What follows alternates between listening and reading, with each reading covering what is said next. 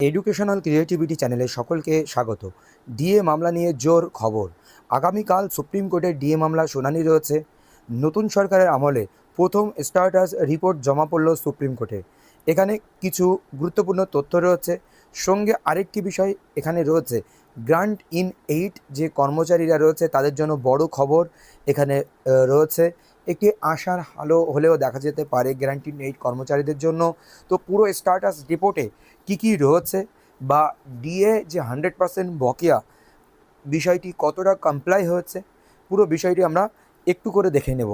তো প্রথম থেকে যদি আমরা দেখি, এখানে যে পেপার বুক ছিল সেই পেপার বুকে এখানে অ্যানেক্সারগুলো রয়েছে। এখানে কী বিষয় এখানে তুলে ধরা হয়েছে, annexure A, annexure A, annexure B, বিভিন্ন অর্ডার কপি তুলে ধরা হয়েছে এবং কিছু স্ট্যাটাস রিপোর্ট এখানে কিন্তু উঠে এসেছে। সেই স্ট্যাটাস রিপোর্টটি সবচেয়ে বেশি গুরুত্বপূর্ণ, যে বর্তমান সময়ে দাঁড়িয়ে তারা কী করতে চলেছে বা কী করেছে।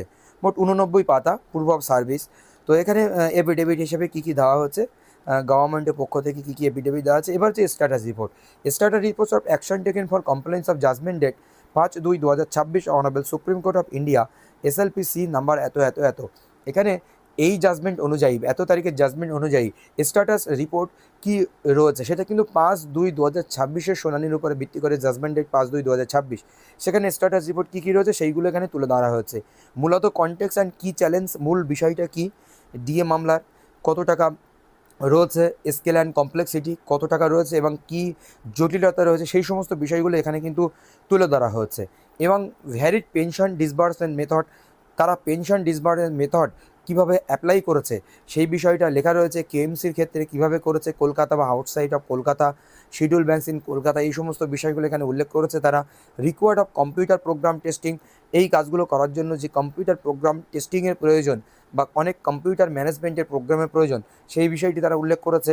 Lack of computerise data and requirement of digitisation for different periods of different cases, এই বিষয়টা তুলে ধরেছে। এই যে কাজগুলো তারা করেছে, computing DA percent from AICPI অনুযায়ী, রোপা 2009 অনুযায়ী ডে টু ডে ডিএ হিসাব নিকাশের যে কথাটি এখানে তুলে ধরেছে। DA rate calculation using AICPI, যে 100% যে পয়েন্ট ধরে যে এআইসিপিআই হিসাব করা। Studying and adopting best practice, কোন প্র্যাকটিস বা কোন পদ্ধতিতে ডিএটি দেওয়া যায় সেই বিষয়টি তুলে ধরা হচ্ছে। কি direction of the honourable monitoring committee constitute under the aegis of the honourable Supreme court যে মনিটরিং কমিটি তৈরি করেছিল, সেই মনিটরিং কমিটির ডাইরেকশন অনুযায়ী যে কে কার্যপ্রক্রিয়া তারা সম্পন্ন করেছেন সেই বিষয়গুলো এখানে তারা তুলে ধরছেন। 1 নম্বর পয়েন্টে ডিআর নিয়ে 1 নম্বর পয়েন্ট, 2 নম্বর পয়েন্ট ফ্যামিলি পেনশনার বা রিটায়ার্ড এমপ্লয়িজদের জন্য group A B C D এরিয়ার কমপ্লিমেন্ট, গ্রুপ ডিদের কীভাবে টাকা পয়সা দিয়েছে, এগুলো আপনারা সবই জানেন। এইগুলো আগে আলোচিত হয়েছে বিভিন্ন ভিডিওতে বা বিভিন্নভাবে আলোচনা করেছি। এই বিষয়টা সবচেয়ে বড় করে এখন দেখছি না। তো এখানে কীভাবে ডিএ তারা দিচ্ছে না দিচ্ছে সেই সমস্ত বিষয় এখানে আলোচনা করা হয়েছে। এবং further the connection 4 representative made the honourable monitoring committee different respondent, এখানে মনিটরিং কমিটির আলোচনায় এপ্রিল 2026 জুনে কারা কারা অংশগ্রহণ করেছিল সেই সমস্ত বিষয় ইউনিটি ফোরামের পক্ষ থেকে, সংগ্রামী যৌথ মঞ্চের পক্ষ থেকে ইউনিটি ফোরাম বা union date for representation file করা হয়েছিল। Action taken by the state government কী অ্যাকশন নিয়েছিল সেই বিষয়, এবং computation of AICP based D and DR rates, যে এআইসিপি রেটস অনুযায়ী ডি বা ডিআরের যে হিসাব নিকাশ সেই বিষয়টি এখানে তুলে ধরা হয়েছে, কীভাবে তারা হিসাব নিকাশ করেছে। এবং হচ্ছে প্যারাতে judgment interlive state decided grant D at a particular rate it would be able to show it self have the done is homework in the অ্যারাবিং। এবং যে জাজমেন্ট দিয়েছিল সেই জাজমেন্টের প্যারাতে কী লেখা ছিল বা সুপ্রিম কোর্টের এআইসিপি দিয়ে দেওয়ার যে বিষয়টি, সেই বিষয়গুলো এখানে আলোচিত হচ্ছে। এবং the finding of expert study report are summarise below, expert যে স্টাডি রিপোর্ট যে রয়েছে সেইগুলো এখানে তুলে ধরার চেষ্টা করেছে। East state pay commission cycle রয়েছে, সেই পে কমিশনের বিষয়টি রয়েছে। রোপা 2009 পাবলিশ নোটিফিকেশান নাম্বার ইত্যাদিতে হিসাব নিকাশ অনেক আলোচিত হয়েছে। বিভিন্ন নোটিফিকেশনের পরিপ্রেক্ষিতে কোন স্টেট কখন কীভাবে দিয়েছে, কোন রাজ্য কীভাবে দিয়েছে বা আমাদের রাজ্য কীভাবে ডিএ কম্পিউটেশন করেছে 2007, 2008, 2009 এই সমস্ত এআইসিপিআই অনুযায়ী বা ইনফ্লেশন অনুযায়ী, সেই সমস্ত বিষয়গুলো এখানে আলোচিত হচ্ছে। DA rate calculation of the period 2008 and 2019, কীভাবে ডিএ রেট হিসাব হচ্ছে 2008 থেকে 2009 রোপা 2009 অনুযায়ী 1/1/2007 to 31/12/2007 হিসাব। এআইসিপিআই 605/605 12 মান্থের যে হিসাব, base year 1982 equal to 100 point যে বিষয়টা, সেই সমস্ত বিষয়গুলো আলোচনা হয়েছে। Estimated budget of DA DR arrears of different period, বিভিন্ন পিরিয়ডে যে ডিএ দেওয়ার যে এস্টিমেটেড বাজেট, সেই বাজেটগুলো এখানে হিসাব করা হয়েছে। Estimated budget DA arrears of the 2016 and 2019 এত টাকা খরচ হয়েছে, এবং 2016-2019 জন্য, এবং স্টেল বাজেট কর্মচারীদের ইত্যাদি ইত্যাদি, এবং কোন কর্মচারীদের জন্য কত ডিএ কীভাবে দেওয়া হয়েছে সেই সমস্ত বিষয়গুলো এখানে তুলে ধরা হয়েছে। আগে এটা কিন্তু মিটিং থেকে যে সারসংক্ষেপ উঠে এসেছিলো সেটা আপনাদেরকে জানিয়েছি, বা আগের রিপোর্ট একটি জমা পড়েছিল স্ট্যাটাস রিপোর্ট, সেখানে কিন্তু এই সমস্ত তথ্য কিন্তু ছিল। এরপরে যে বিষয়টি আসে, সবচেয়ে বড় বিষয় এই পয়েন্টটা, এখানে স্টেট গভর্নমেন্ট এমপ্লয়িজদের যে বিষয়টি দিয়ে দেওয়ার কত টাকা না দেওয়া সেই বিষয়টি তুলে ধরেছে।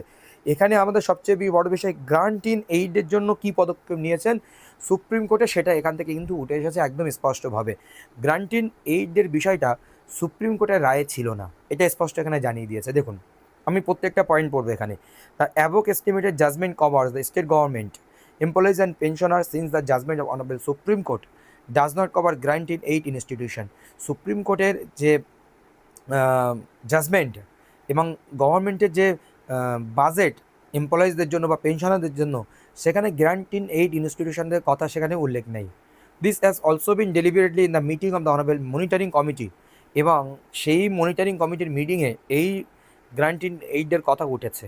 However, as the grant in aid institution are not covered under the ambit of the Honorable Supreme Court judgment, এবং সুপ্রিম কোর্টের জাজমেন্টের মধ্যে গ্রান্ট ইন এইড ইনস্টিটিউশনের কর্মচারীরা পড়েন না, সেটা এই লাইনে কিন্তু উল্লেখ করেছে।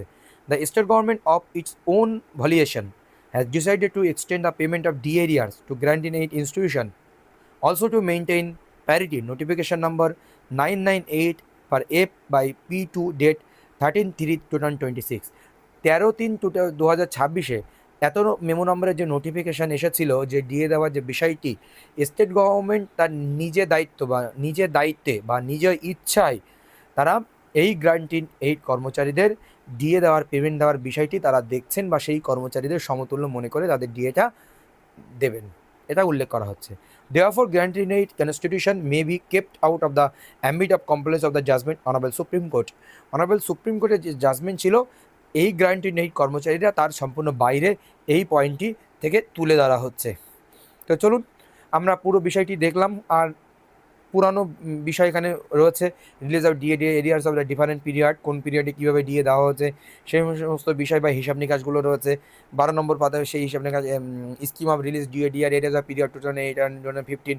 তো এই হচ্ছে বিষয় মোটামুটি। আর এখানে আমাদের বিস্তারিত কোনো বিষয় তেমন কিছু নেই জানার বিষয়। এবার সুপ্রিম কোর্টে এই সমস্ত বিষয় নিয়ে কিন্তু আগামীকাল আলোচনা হবে, rational of extend utilisation AICP 2008 and 2015 period, এই হচ্ছে বিষয়। তো ধন্যবাদ। সুপ্রিম কোর্টে আগামীকাল কী হচ্ছে অবশ্যই আপনাদেরকে জানানো হবে, এবং আমার চ্যানেল থেকে অবশ্যই লাইভ শেয়ার করা হবে, সরাসরি শুনানি আপনারা কিন্তু দেখতে পাবেন।